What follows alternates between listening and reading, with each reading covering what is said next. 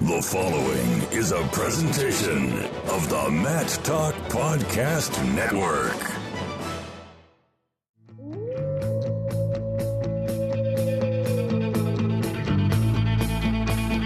The mind of Pat Popolizio is a wondrous thing.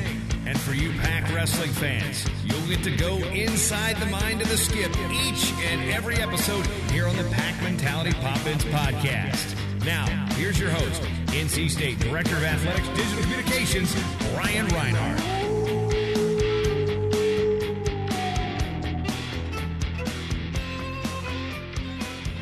A first-time guest on the Pack Mentality Pop-Ins podcast, we are joined by the head coach of the Wolfpack Wrestling Club, Obe Blanc. Obe, great to finally have you on the podcast. You've been badgering me all year, but this is your time to shine. Yes, it's a great honor. You know, I had to push my way in through the door a little bit, but I'm here. It's exciting. Now, right off the bat, explain to our listeners what the Wolfpack Wrestling Club and the Wolfpack Regional Training Center, or the RTC, what are they? Okay, well, the Wolfpack Wrestling Club is really just an extension of our collegiate program.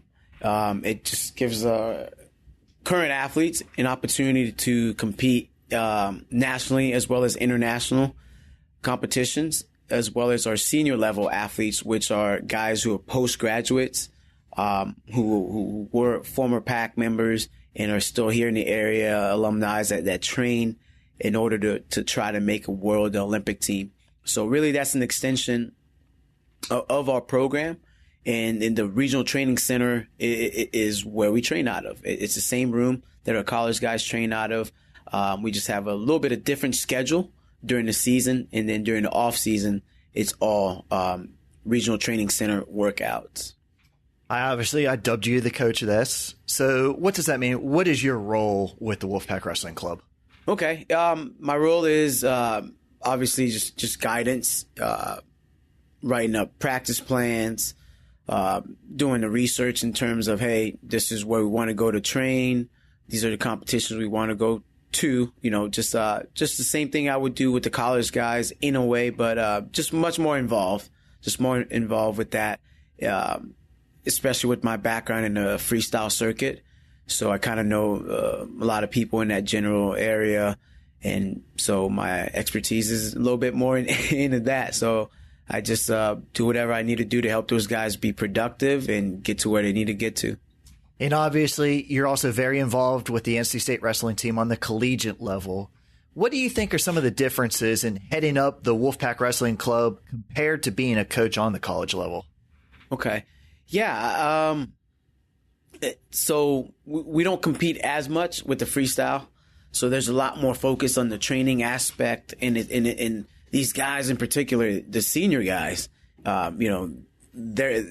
they're individuals that are grown men, so the guidance is a little different.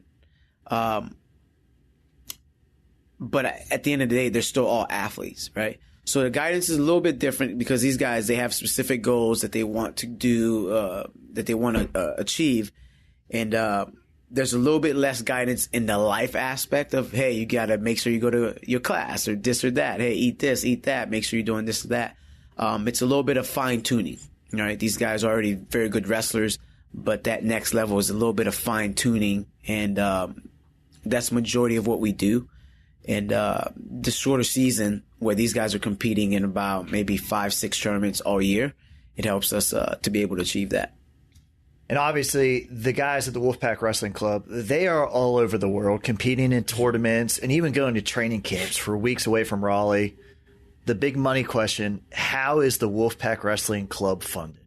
The Wolfpack Wrestling Club is funded purely through donations from our sponsors in a way, or you could say alumni and just individuals that want to support what we do, that believe in our vision, whether it's collegiately or in that world Olympic level.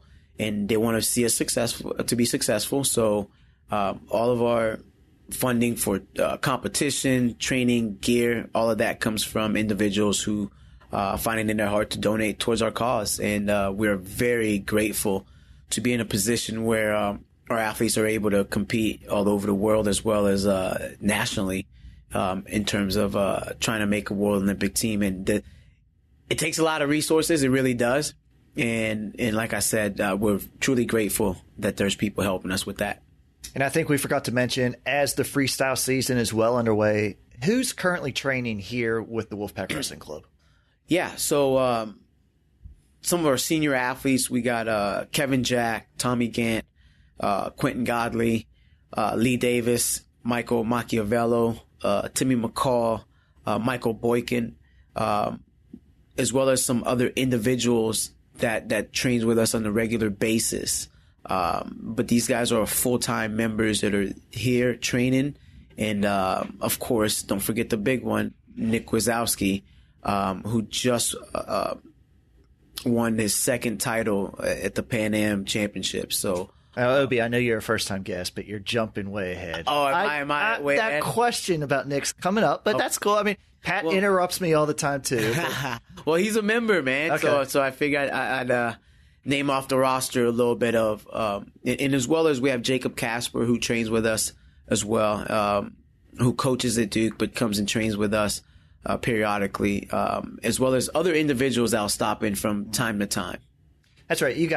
You actually bring in other wrestlers from other schools, other training clubs, just to come and train in your guy. Mm-hmm. And our wrestlers, they go around the country, maybe a different school or whatnot. There's a lot of training with other programs. It's not just all NC State guys in the room at the same time. Is that correct? Yeah, definitely. It's pretty much open door policy. We've had people from all over, from different universities that come and train with us, as well as world and Olympic level guys that'll come and train with us as well. And we'll do the same with other RTCs that have that opportunity as well.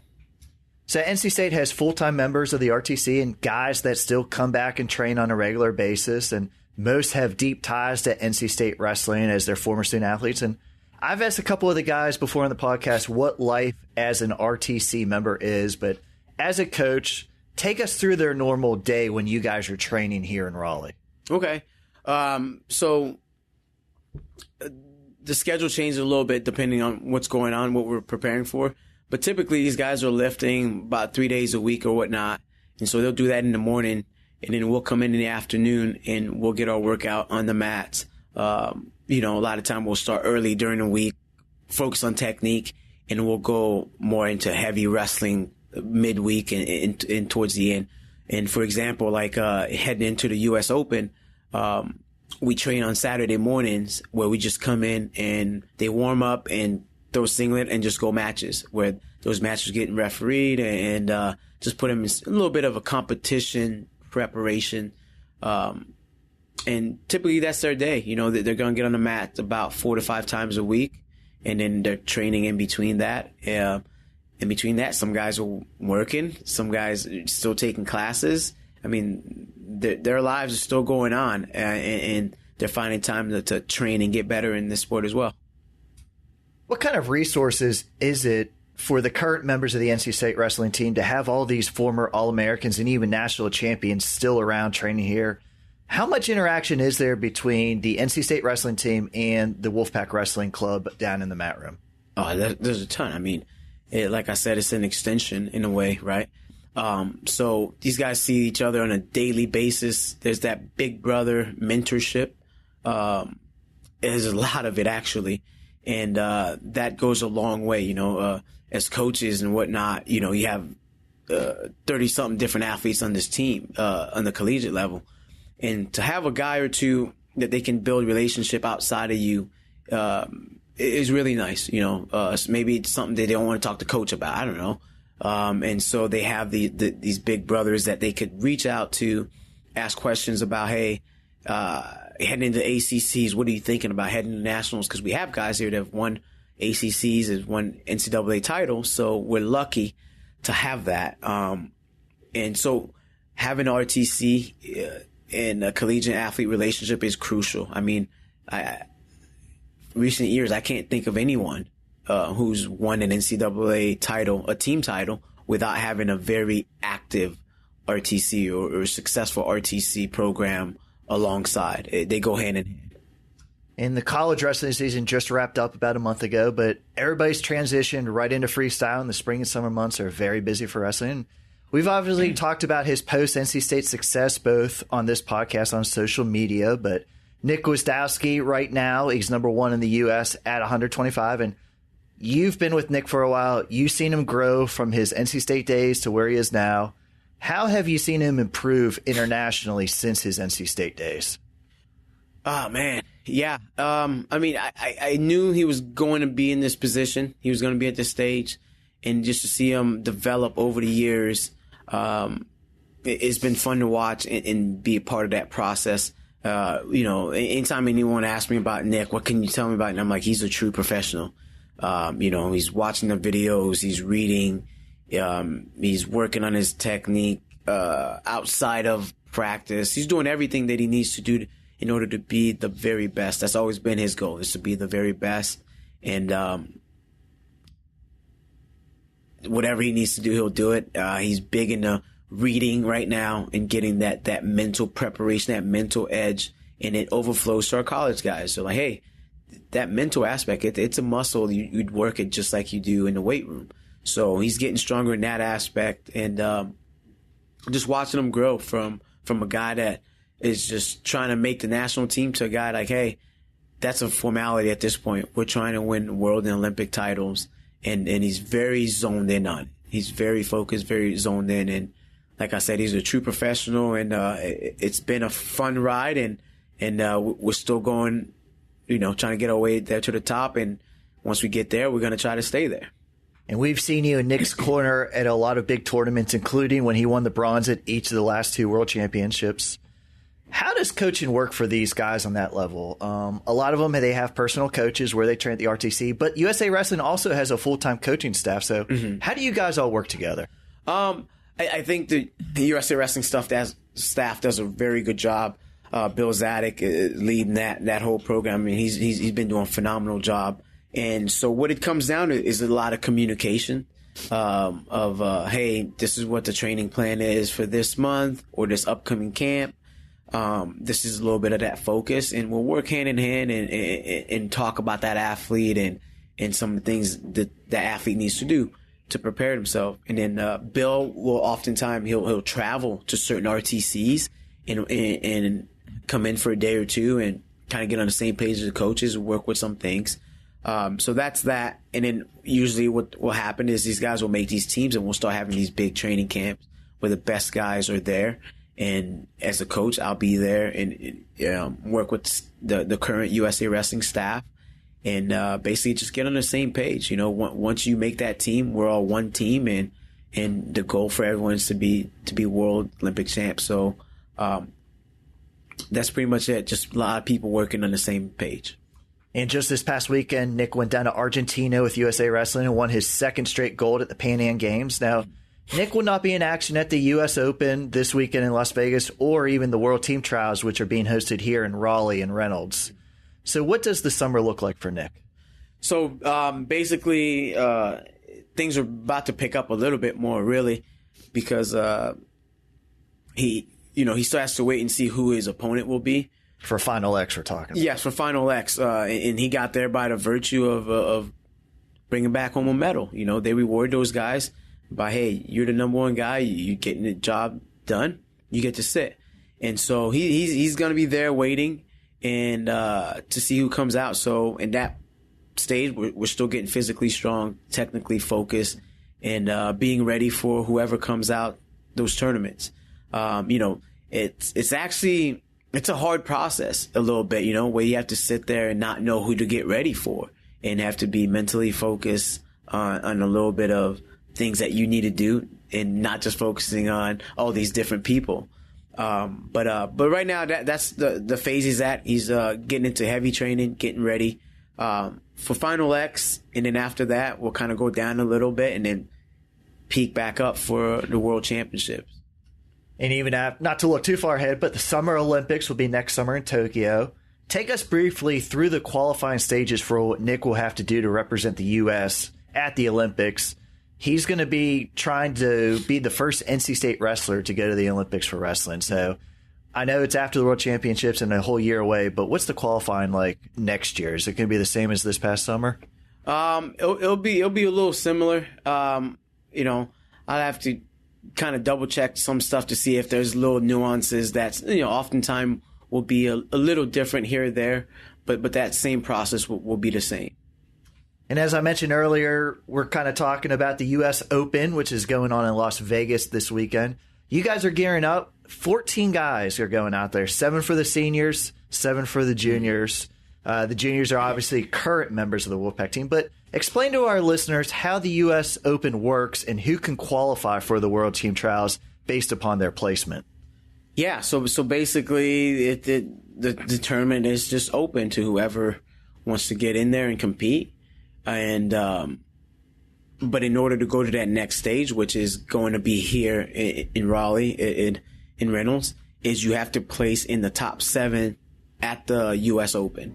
And then there's other people that qualify as well, like NCAA champions, former world team members from this past team. U23 World, U23, which we have yep. too, and Sean and Hayden already qualified. So Sean and Hayden will not be in Vegas. No, they've already qualified by virtue of being on a past U.S. World Team, and as well as there's a couple like 1 or 2 tournaments that people can win and still qualify. But on the average, you're looking at maybe 12 people in each weight class that will be competing here in Raleigh, and so basically that U.S. Open is one of the first steps. So top 7, you're in. And if you don't make it, there's one more tournament, last chance tournament to try to get in from there. And, you know, that's the goal. Not only to go and qualify, but to go and win the tournament. Because certain weights, if you win it, what I'll do is I'll put you in the finals here at Reynolds. So that's a big incentive there. So you said U.S. Open. It's an open tournament. I've seen some assistant coaches nationally put their name in. NC State assistant coaches, Obe Blanc, Donnie Vincent, Adam Hall. Are any of you guys competing? No. We do plenty of competitions there in the room with our guys. So, you know, not that they're not capable. They're very capable, please believe me, of being able to go out there and compete. But I mean, you know, we're committed to helping these guys achieve their goals. You know, we've had our goal around and we're very committed to helping them get that level of success. You guys are all around the same weight class. It seems like you could have a little 3-man tournament. Yeah, it definitely would be fun. It'd be fun. We're going to hit on a couple of guys that you see every day in the practice room that will be competing at the U.S. Open. Now, you were not here for his college career, but former NC State All-American Tommy Gant has really moved up in the rankings in the U.S. at 74 kilos. He's currently 4th, and that's just because he just bumped up about a year ago. And he's had some big results from recent tournaments the last couple of years. Talk about Tommy and the development since you've started working with him. Yeah, no, Tommy is a very special individual. You know, I was actually here for his red shirt in his last year. Oh, so I was wrong. No, just you know, halfway. Don't let the facts kill a good No, you're a great host. But yeah, just to see him even back then into where he's at now. He's the kind of guy you look at him and you just see a lot of confidence. He's the kind of guy that he has a ton of confidence and his ceiling is very, very high. And every day he tries to push himself to get better and better. I think Tommy's going to do really, really well. And that's because he just believes it. You know, he believes it. He puts in the work. And he's had great experience this past year winning the tournament out in France. Took second in Cuba to a former world runner-up. And then he wrestled at the World Cup, going up a weight, and won matches there for the U.S. World Cup team. But he's an individual that I think he's going to be in that final. He's going to be in the finals of the U.S. Open, and I think he's going to win. Another former PAC All-American and very recent national champion for NC State, Michael Macchiavello. He's also 4th in the U.S. rankings at his weight, which is at 92 kilos. And earlier this year, he took bronze at a tournament in Bulgaria. How have you seen Mock develop into freestyle coming off of his national title last spring from college? Yeah, I mean, he's had a very fast fast climb, in my opinion. Does he know the rules yet? I think so. It's a big change, and for a guy that didn't wrestle a lot of freestyle, I mean, he's having a lot of success early, and he's competing against the best guys in the world, and but within that last year, he's had a lot of experience, built a relationship with Kyle Snyder, world and Olympic champ, and they got really close, and Mock had the opportunity of going to World Championship as Kyle's partner when he's like, hey, will you be my training partner? Help me get ready. And so Mock was able to travel with the world team and see all the little things that go into play in trying to be the best guy. And he wants to be the guy. He wants to be the best, and he believes in himself. And I'm very excited to see what he's going to do out there. He would have had an opportunity to compete at the World Championship at U23. That didn't materialize, so he gets a second go around here in seniors, and he's going to make the most of it. Going back to the U23, he won, but then it was found out that he was actually a month too old, I believe, and could not go to the U23s. Right. It was crazy because he would turn 24 a month after the tournament, actually. But they're like, no, you can't compete. It is what it is. But in Mock's bracket in Las Vegas will be Timmy McCall, who trains full-time here in Raleigh, and he's been here the last few years. And Timmy's ranked 5th in the U.S. in the rankings. He was a collegiate wrestler at Wisconsin, but he's a North Carolina native. And that's right. He's a very positive influence on the current NC State wrestling program. How big of a weekend is this for him? It's big. It's a very big weekend because I think, he's made a big jump in his career from just being in a room and watching him make the physical and the mental growth. He went out there in France and finished second in that tournament. And he won that same tournament a year ago. So he's got the experience, and it's just a matter of really just turning that corner for Timmy a little bit. And I do think this is going to be a banner year for him. I told him and Mock, I was like, hey, I anticipate you guys being in the finals for this tournament. I'm just not going to coach either one of you. I'm just going to sit back and watch when you guys make the finals. But that's his expectation. We got 2 hammers in the way, and they expect to be the best, and that's just the way it is sometimes. And they're lucky enough to be in a situation where they're working out with each other, iron sharpens iron kind of a situation. And when it comes down to it, the tournament will decide. Blast from the past. Kevin Jack, he's entered at 70 kilos for the U.S. Open. It's been a little while since we've seen Kevin on the wrestling mat. How has his transition been to freestyle? It's been well. His first go around was a little rough, but because he didn't really do it much. But this time around, he's really zoned in on the little things that makes freestyle what it is, and he's understanding it a lot better than he ever has. And his results in the room has just been amazing. And I think he's a guy that's gonna surprise a lot of individuals. With Kevin, he can always score points. That's his thing. He can score points from his feet. He can score points from the top position. So he's a very well-balanced athlete. And, I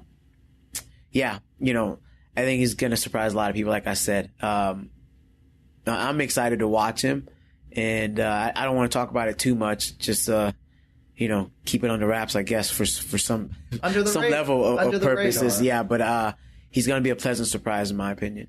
Another trio of former Wolfpack wrestlers are also entered for the senior level at the U.S. Open. We have Quentin Godley, Lee Davis, and Michael Boykin. And you guys are also taking 7 current members of the NC State wrestling team to compete in the UWW Junior Nationals. And those 7 are either sophomores or redshirt freshmen eligibility-wise next season. So just very quickly, explain the difference between senior level and junior level and what is at stake for those junior guys. Right. So, I mean, the real difference is just the age and whatnot. Some individuals can be of the junior division and wrestle up if they wish to get like a waiver and you could wrestle up there. But really, that's the biggest difference. And that junior team is very, very tough to make. It's just like the seniors. You're going to have the very best guys in the country. And you watch the past results, the same individuals that are going to medal and win the junior worlds are the same guys that are making the senior teams in winning. So basically, this is that first start for those young guys. to make a world team and get the experience to go to another country and compete against other nations' best guys.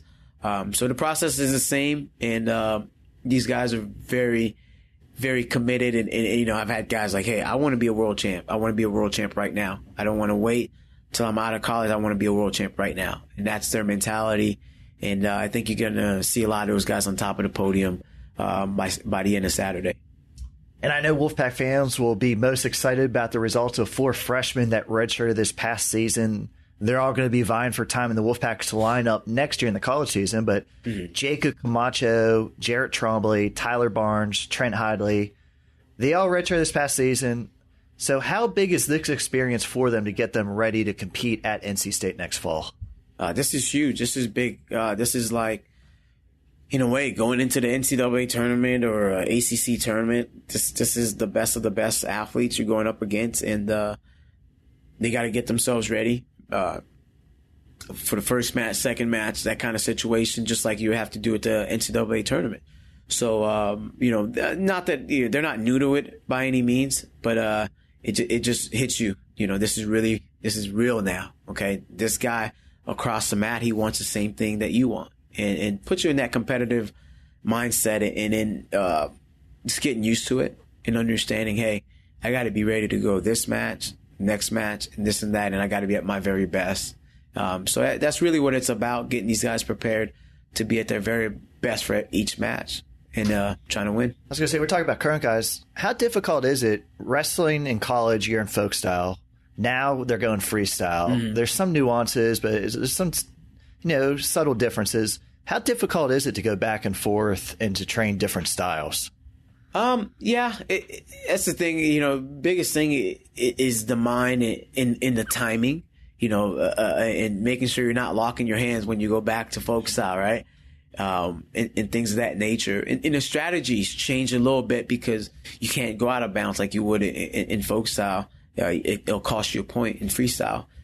So the biggest thing is the timing of things and the techniques you're looking to hit, and making sure that you're focused. Like, hey, I got to stay in position a lot more than I ever have before, because a match can be over in 30 seconds in freestyle. So just being a lot sharper. I think that's really the biggest thing. You can't make as many mistakes, and but yeah, like I said, being a lot sharper. And as you mentioned earlier, everybody competing in Las Vegas at the U.S. Open this weekend has the mindset of qualifying for the World Team Trials. And the World Team Trials, they're going to take place in Raleigh in Reynolds Coliseum in mid-May. And first off, about that, how big was it for NC State and Raleigh to get chosen to host this tournament? Yeah, I think it's huge. It's a huge honor, and just to showcase Raleigh in itself. And obviously NC State, you know, being here on campus is great. You know, we're very proud of this institution, and to continue shine some more light on NC State in Raleigh is just something that we're just ecstatic about. And, you know, a lot of different places, wanted this opportunity. And like I said, we're honored to be able to host this tournament and, showcase Raleigh for what it is, you know, just beautiful place, and I think a lot of people might not want to leave once they come here. Tickets are still available for the World Team Trials. You can see the best U.S. wrestlers right inside Reynolds Coliseum in mid-May. Just visit gopack.com/buy tickets. And Obi, I'm going to get you out of here on this. Quickly take us through the World Team Trials. How does that setup work, and what is the purpose of the tournament in regards to the U.S. World Team?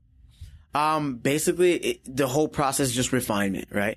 U.S. Open, World Team Trials, Final X. So this tournament here is in Reynolds is the step right before you make the World Team, basically.